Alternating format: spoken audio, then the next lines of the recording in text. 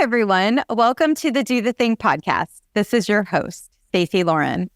Well, you guys, this is a fun day because my next guest actually met her at an investment mastermind that we went to last year in San Diego, actually, which was cool because it was in my backyard. And oh my gosh, I have never seen anyone move as fast as she moved. From the time she decided she wanted to start a business to the time that she created the product to the time that after the mastermind was over, I'm like, oh my God, it's already out there. And then all of a sudden, I think we talked about the power of Facebook groups at the mastermind. And then I'm looking and her Facebook group is going amazing. And she just started a challenge. So she is the ultimate do the thing person, all of this while having a full-time career still and being able to manage it all. So I just cannot wait to learn more about her story and how she's doing the thing. So I'm excited to welcome Monica to the show. Hey, Monica. Thanks, Stacey. Hi. So it's so cool because I feel like you're all around my world right now because we met there at the mastermind. And then I know you and Luis did an interview and then you guys did a live and then I joined your group. And I've gotten to kind of see your progression. So it's just amazing how, I don't know, I feel like I'm seeing you step into your power, really. Even though you had this experience as an attorney and all this stuff that's probably got your own power force. But now you're building this online presence. I feel like I'm watching it happen right in front of my eyes, which is so cool. That's awesome. Thank you. Yes. And you play a big part in that. So thank you. Aw, thank you. I'd love to hear just about you and your story and how you even started with all of this. So we could start with maybe your, as far back as you want to go. We could go with the law and then kind of work it into what you're doing now, wherever you want to go. As far back as you want to go. That's dangerous. So, Stacey, growing up in an immigrant family, entrepreneurship was always the thing, right? Nobody in my family in the generation above me held jobs, right? They all came to the U.S. in the 70s and started businesses. So that's kind of what I grew up with, right? And it was always taught to me that if you want to make a difference for yourself and your family, you need to be your own boss. Well, that I guess went in one ear and out the other because I went to college, got an engineering degree, worked as an engineer for a few years, and then decided I wanted to go to law school. So I did that for several years. I'm still doing that.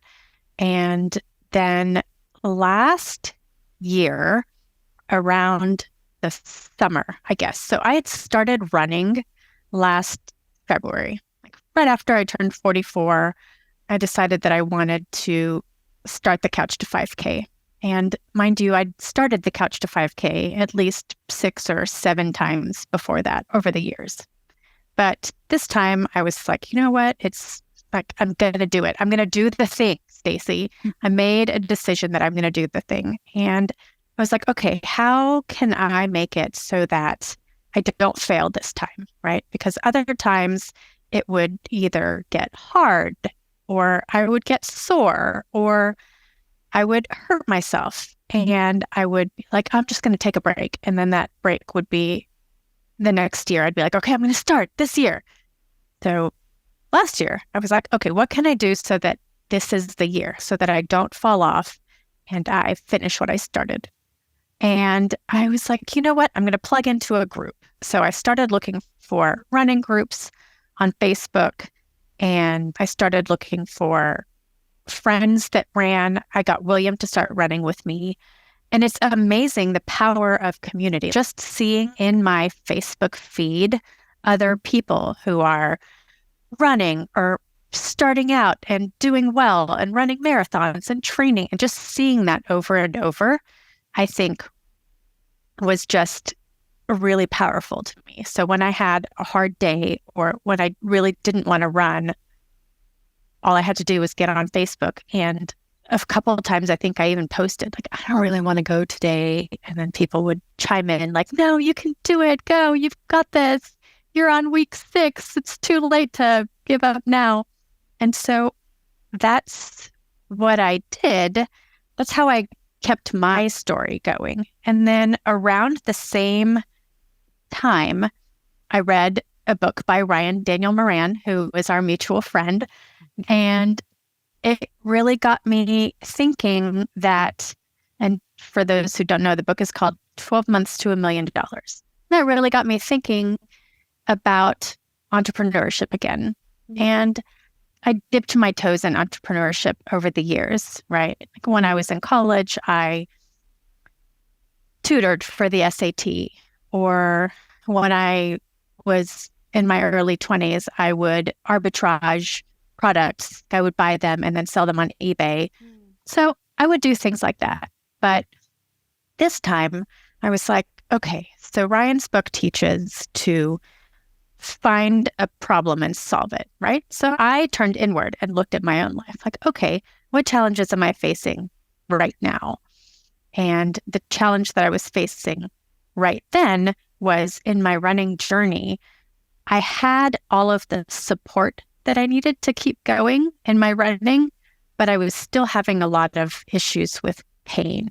So I was having joint pain, I was having muscle pain.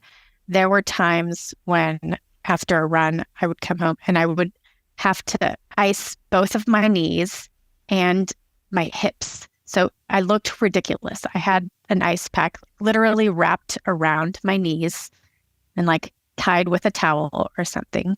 And I sleep on my side. So I would have to sleep on one side and have an ice pack under my hip. And then when that side would go numb or sore, I'd flip over and do it on the other side. Like, it was bad. So I was thinking, okay, so that's another issue that I need to address. So how can I do that, right? I have all of this support in the background making me want to run, but I have this pain that's still trying to slow me down. So that's when, like, remember, I'm an engineer and a lawyer, so I'm nothing if not a problem solver. I was like, okay, I can fix this, right? Like, mad scientist hat. I get on WebMD and I do a bunch of research to try to find the best supplements that I can take, right? I'd been using ice and heat and Epsom salts and ibuprofen and Aleve, but I was like, I want to find something that is more prophylactic than treating the pain, right? Because, well, my PCP is forever on my case about taking too much ibuprofen because apparently my kidneys don't like that. And so I found a few supplements that I thought would be good to try. So I ordered them on Amazon. They came. It was actually exactly the things that you see on the supplement panel of Runner's Relief. So it was tart cherry extract, which I love finding things that are not obvious. And so tart cherry extract is an excellent anti-inflammatory and antioxidant. And so that was the first thing that I tried. And then I was like, okay, so I found something that's exotic and out of the ordinary, and maybe not everybody knows about. Great. But I'm also going to take glucosamine and chondroitin, things that are tried and true. Everybody knows they're good for your joints, right? So I started taking those. And then I looked into, everybody talks about collagen now, right? So I was like, okay, I'm going to figure out the collagen. But then the more research I did, the more it was like, well, actually ingesting collagen, your body doesn't really know what to do with that. So I was like, okay, let's look at this from another angle. And so I tried to look for things that would help my body make collagen on its own, which is what your body does anyway. And I found dietary hyaluronic acid. And everybody's heard of hyaluronic acid for skincare, topical, but you can actually ingest it dietary in the form of a powder. And it's not collagen, but it helps your body build collagen. So it lubricates your joints. Anyway, so I was taking all of these supplements, and it really only took a week or two for me to realize just astronomical benefits, right? It was going from having to ice my hips and my knees every night to not, right? Wow. I mean, it was ridiculous. Almost not immediate. It took a couple of weeks, but the difference that it made, because the same time I was on a couch to 5K program. So my running was increasing weekly. So up until that point, my pain had been increasing at the same rate as my running had been, right? So I'm running a little more this week. Ouch, my knees hurt a little bit more than they did the week before. And so for it to, instead of the pain going up, for it to actually go down was huge. So I was like, okay, I cracked the code, right? I found it. I found what needs to be done to help my joint pain go away. But then the challenge I faced is I really, really dislike taking pills. And more than I dislike taking pills, I don't mind tablets so much, but the capsules, the ones that are, it's like plastic and it's got the powder in it, those are just, they're so hard for me to swallow. And I was taking 6 or 8, right, a day. And I was like, okay, I can't sustain this. It upset my stomach. I don't know if you've ever tried to take 8 pills in a row, but like you have to drink a lot of water to do that. And then it gave me this like full bloated feeling. Anyway, I decided that I wanted to try to find an alternative. So I was like, well, I wonder, remember at the same time I was reading Ryan's book. So I was like, I wonder if something exists that is a supplement made specifically for runners, right? Runners have these issues with joint pain. Runners also need hydration. They need energy. So I wonder if something like this exists. So I went back on my scavenger hunt and tried to find something that fit my needs exactly. And I found a few things that were geared towards runners, and then a few things that were joint supplements. They were all also in pill form, right? So I was like, well, that's not good. I need to look for a drink, like a drink mix, a powdered supplement. And then the powdered supplements I found were mostly just pre-workouts or recovery formulas, but a lot of them a lot of the pre-workouts had a lot of caffeine, which I'm sensitive to, and really I drink enough coffee anyway, so I don't need any more caffeine. And then they also had, I don't know if have you ever taken pre-workouts? I haven't, no. So pre-workouts, and I don't know what the ingredient is that does it, but when you take a pre-workout, it takes about 30 minutes for you to feel the effects of it. And when you do, it's like your skin all of a sudden crawls, like you get this tingling feeling. And interestingly, that's usually how I'm like, oh, it kicked in. Now it's time for me to go do my workout or go for my run. But it's not a good feeling. Anyway, so I decided that I didn't want caffeine. And anyway, the pre-workouts really just had, it was caffeine and maybe some kind of creatine. I don't know, things that were really more geared towards weightlifters, not really towards an endurance athlete like a runner. So putting these things together, this lack of what I wanted to find in the market and knowledge coming from Ryan and his group and his book, I was like, okay, well, this is a need. It's a need that I have. And if I'm feeling this need and this void, then I bet that there are other runners similarly situated to me who have the same issues and could use the same product.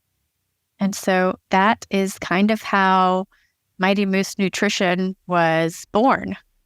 I think what you're showing is you just kept this open mind. Here you are starting to run at 44, right? And then you're having your own struggles with running. So first, instead of stopping running and saying, okay, running's not for me, you're like, okay, how can I make this work in a better way? And then you're researching, figuring it out. You figured out the pills that did it. The same time you got Ryan's book, it was not even intentionally, it was coincidentally. And then you're all of a sudden realizing there's this connection. So I think it just kind of is a good example of doing the thing by you doing something personally, and then you're looking at something professionally, and then all of a sudden you see those dots connect. You mentioned the Facebook group and how everyone's in there, and I was curious, where did that come into play throughout this process? Sure. Yeah. So I mentioned that when I started running, I joined several Facebook groups, right? I joined Couch to 5K groups, and I joined Houston running groups, and it was great. And I found great community and great support there. But what I didn't find was a community of people just like me, right? So runners, my Facebook group is called Running Mighty After 40. And for runners, all have the same issues and trials and tribulations and things like that. But within this group of runners over 40 have a more specific type of issues that they face as we age. Maybe we slow down, or maybe we get injured easier, or maybe we have joint pain, or maybe our careers are at a point where it's harder to find balance and manage your time. So what I realized is that runners over 40 could really use a venue of their own to get together and discuss everything related to running as it applies to older runners. And so I wasn't sure that it was going to take, right? When I first started the group, it was literally me and William. I think my mom joined, and she doesn't even run. I think a few of my friends joined, and I was like, do people even care? Is this going to be a thing? And then that was 3-4 months ago. And now we have, 1,400 people in there. And so I love it. Every day when I go in and I see all of the people engaging and being so supportive and helpful and helping each other. And it's really validating. Wow, people did need a forum to get together with like-minded, like-aged people. Yeah. So you created it just out of your own desire to be around other runners that were like you. It wasn't even intending to turn into a business. That happened kind of coincidentally too. Right. Yeah, that's so funny. That's how my story starts too. So it's just funny how that works out. It kind of makes it where it's coming from this internal personal fulfillment project, but now you're looking at monetizing it, which kind of makes it even cooler, because then you get to do the thing that you like to do for fun. And then once you kind of figure out the secret sauce, it'll turn into something really amazing. Yeah. And so I have to ask you this question. So as you know, Luis, he's one of the people in my Do the Thing Audience Accelerator program. So one of the things, he did my Find Your Voice challenge a few months ago and found his voice, but now he's finding his voice in a different way through the community, right? And one of the things, and I don't know if you guys have connected on this yet, but I think that's interesting, is that you mentioned coming from an immigrant family, and he's been talking to me about that too, and that identity, that belonging that sometimes can come along with that. And so I have not that experience, but I have the belonging identity disconnection from other things. And I'm just wondering, I'm sort of exploring this idea of why we're craving this community, and the people that we end up attracting also are craving that piece of it. I'm just curious if you've thought about that at all in terms of, or explored that idea. I haven't really spent a lot of time exploring it, but I did see a little bit of one of Luis's videos about how when he was growing up, he didn't really feel like he belonged. And that actually really hit home for me, because growing up in the 80s, I was in a small town outside of Houston where I think I was the only person with a funny name, right? I was the only one who wasn't just American. And so it was hard. And my family is from Iran, and my family came here in the 70s, but obviously in 79, there was the revolution in Iran and the hostage situation. And so as a kid, it was really weird, because I was, maybe 6 years old in elementary school. And I remember kids chasing me around the playground, pushing me into the dirt, being like, "You're a terrorist." And I'm 6 years old. I don't even know what a terrorist means. So I'd have to go home and be like, "Mom, what's a terrorist?" They'd be like, "Don't worry about it. You're good." So yeah, I totally get that, the not feeling a part of a community. And so maybe that does have something to do with how I crave community now, and love building a community and being a part of a community, whether that be my Running Over 40 community, or the community that I'm in with you and Ryan, or any other sort of community. So maybe there is some sort of a connection. Yeah. And the reason why I bring it up, one, I'm curious, but the other thing is there's people listening that feel disconnected or lost, or sitting on the couch and not wanting to get off that comfort safety zone. And I want to shout it from the rooftops. When you want to take action on something, it is so important to be able to find that group of people. And whether it's not even take action, you have a struggle, you have a goal, you have a common interest, to find that group of people that are wanting to do it too, because that's where this connection comes from. And something I've realized recently, it's even deeper than connection for me personally, from my story. It's more of the safety, a safe space to connect. And I feel like that's what you're doing in your group. And I love how what is the word you use? You said a word, dysfunctional family or something. It just shows that you have such a fun relationship with this group and you're showing up real and exactly as you are. It's this, not to use like high level, whatever, but it vibrates. Like people feel that. And that's something I'm speaking a lot to because I'm really getting into this Find Your Voice challenge. And I don't think people realize that's why your group's growing so rapidly. And people are saying yes to what you're doing because they're so connected to you, just showing up as you are. I mean, that's the goal, right? It's hard to show up any other way than as yourself, right? Because I think it's clear to people, if not immediately, then eventually when someone is being disingenuous, right? So I can always spot someone who's genuinely interested in me and my welfare and in this specific topic, as opposed to someone who's less than genuinely interested. Yeah, I think thinking about it too, Ryan, the one we were talking about earlier, he's the first person I saw actually that I can remember that really shows up in that way through his email and through the video. And that's what I loved so much about the book. He's openly talks about depression and all the things that entrepreneurs go through. And I feel like there's something really powerful about that level of vulnerability to be able to connect with someone. And I feel like I see you doing that too, which I think it adds to the value where everyone's feeling like they're in this safe space to be able to be in that group with you. That makes me really happy to hear. Mm-hmm. I'm so glad. I'd love to hear more about your challenge because you just started a challenge and oh my gosh, you started off over the top. Well, first of all, I was part of your very first live, so that was exciting. And then I saw you and then you and Luis went live in the group. Then you did a challenge. You're doing a challenge, but it's not just a regular challenge. You're doing a really fun challenge. And I'd just love to hear more about how that whole thing started, evolved, and just anything you want to share about this, even this experience with going live and then creating your first challenge too. Yeah, sure. So I knew that I wanted to create a challenge and I'd seen other groups launch challenges and I started brainstorming on what kind of a challenge I could do for a running group, right? Everyone has seen the 30-day squat challenge or a 30-day plank challenge where we progressively do more. So I had a few ideas, and then honestly, I don't even know where the idea of bingo came to me. I don't know if I had seen it somewhere. I don't know. I have no idea.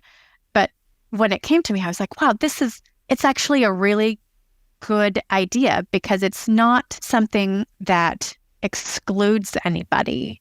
A challenge that's like, oh, let's see if we can run 100 miles a week, or I don't even know if that's possible. I don't run that much. Or let's see if we can run 30 days in a row or something like that. That's like a time or a distance or consecutive days. It might exclude people, right? If you're a new runner, maybe you can't run 100 miles a week or a month or something like that. Or if you're traveling one day, you might not be able to keep up a running streak. And so that's part of the reason why the bingo challenge really appealed to me is because there are, I don't know how many different ways you can make a bingo.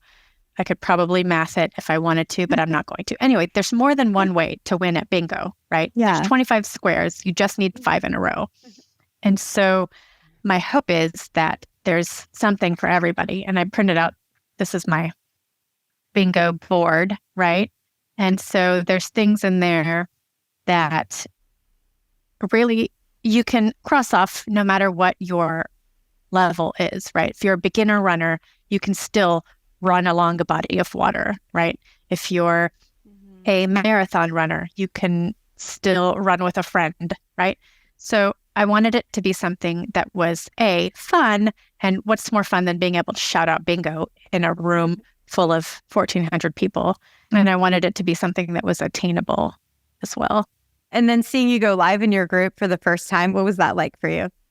It was a little nerve-wracking because I couldn't A, I blame it on being old. B, I blame it on the Mac. And so I couldn't figure all of the stuff out. I never did. I still to this day probably can't share my screen. I don't know how to do it. And so it was a little bit nerve-wracking in that way. But otherwise, it turns out that I love doing it. I loved seeing people comment and what they had to say and that they were so engaged and excited about it. So it was really cool. Maybe I'll make it a habit. Yeah. I mean, were you scared to do it or nervous, or how did you actually do it? I'm 45 now, and I've been practicing law for almost 15 years. And I still, before every time I have to, A, get on a Zoom call, B, appear in court, C, even make a phone call, I will get butterflies in my stomach. I will just think, there's no way I can make it. I'm going to vomit. Even before this call, it was the same. I was nervous, didn't know how I was going to do it. I was like, this is going to go terribly. I'm not going to have anything to say. And now look at me. I'm rambling for 10 minutes at a time. And so I don't know. I think I just have to accept that I'm going to be nervous every time I do something like that. And just remember and recognize that apparently I get over it pretty quick. And I think this is so important for people to hear, because people would look at you now, right, having done a live, and I think you had, I don't even know, over 50 people were there that showed up, which was amazing. And when I did my first challenge, I heard you're supposed to do lives, blah, blah, blah, all that stuff. And I couldn't. I was terrified. So I didn't actually do the live my first time. I did a Zoom instead because that felt more comfortable for me.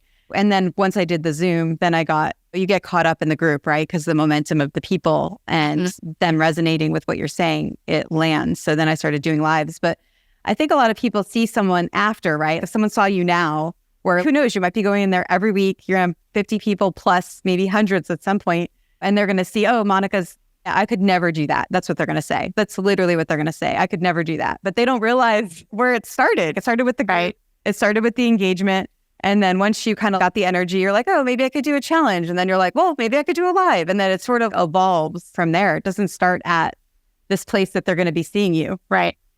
Right. No, absolutely. What do you think you would say to that person that's just kind of sitting on the sidelines and waiting and just looking at these people that are doing really cool stuff like you, saying, I could never do that? That's the most common thing I hear is like, I could never do that.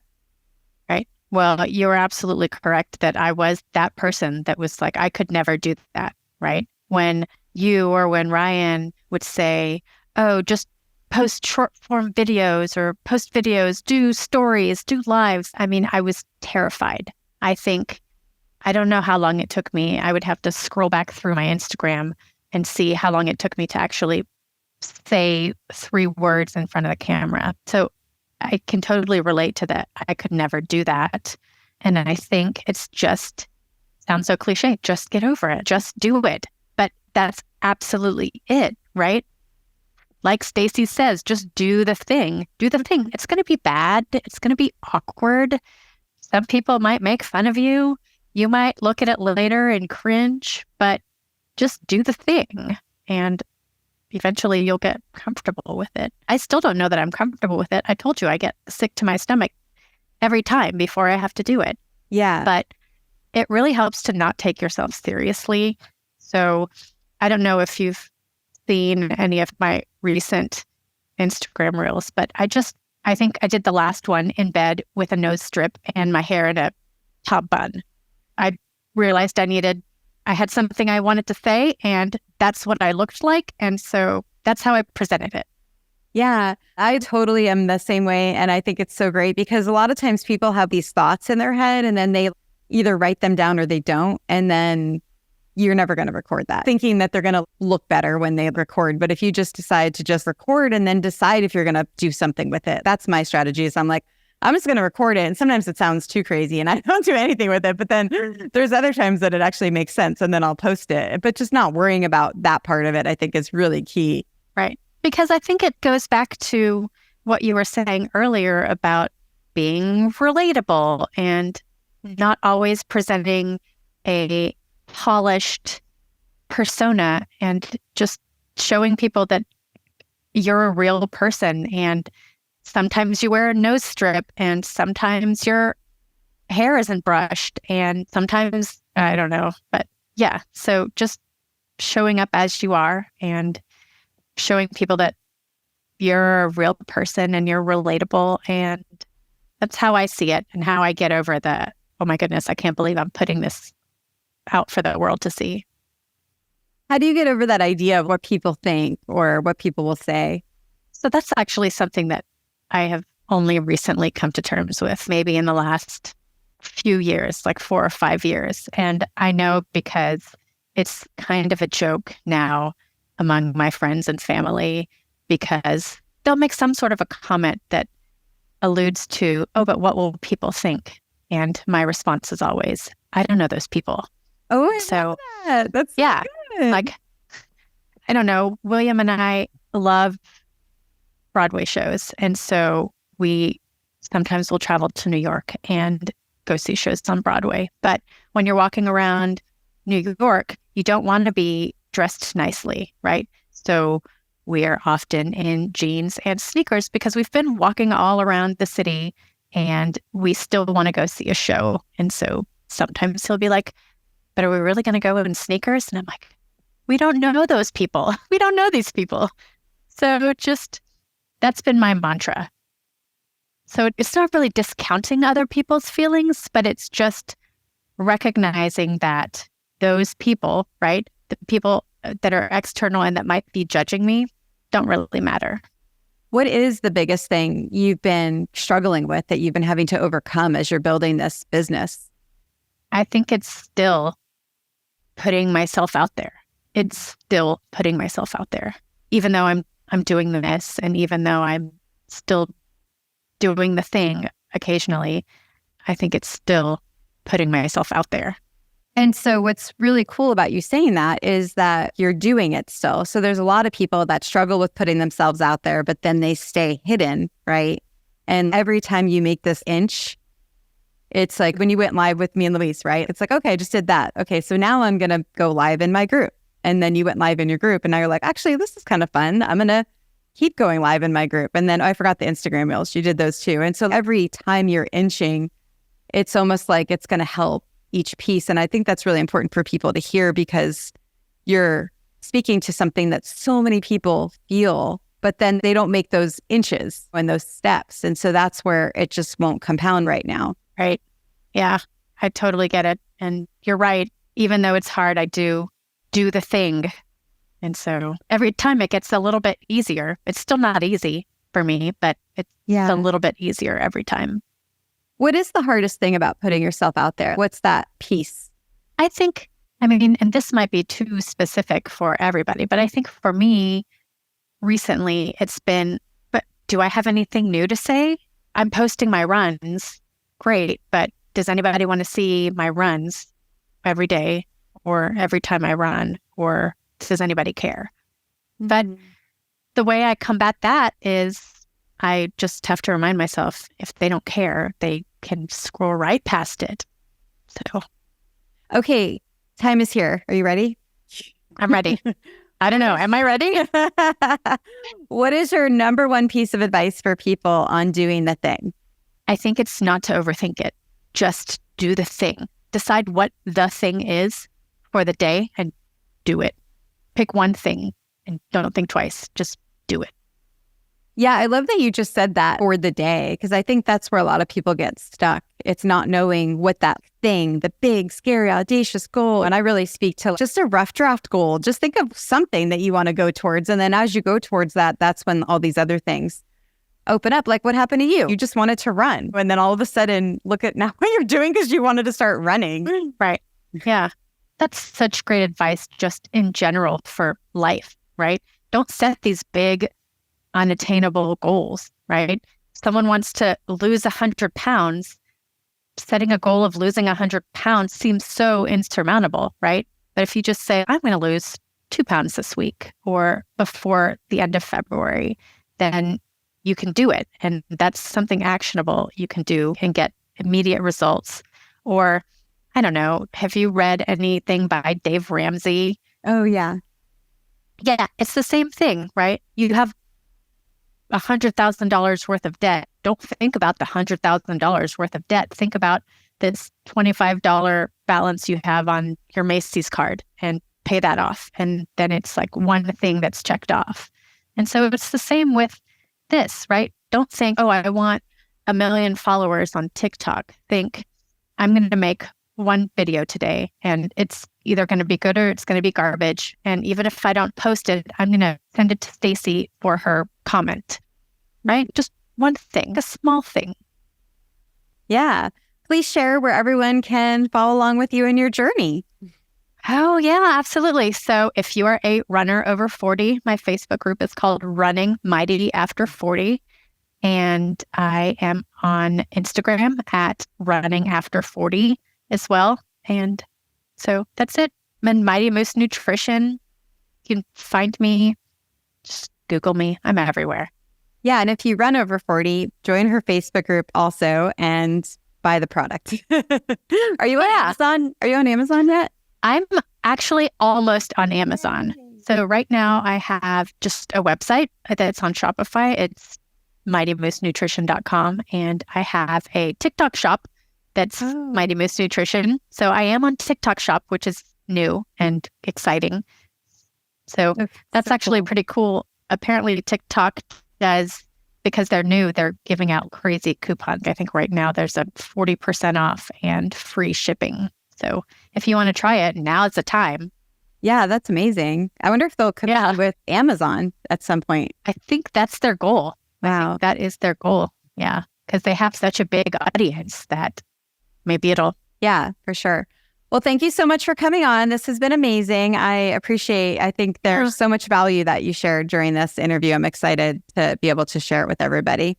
And for you guys, do the thing. Don't wait for opportunity. Create it. And hey guys, have you checked out my Facebook group yet? Go to dothethingcommunity.com.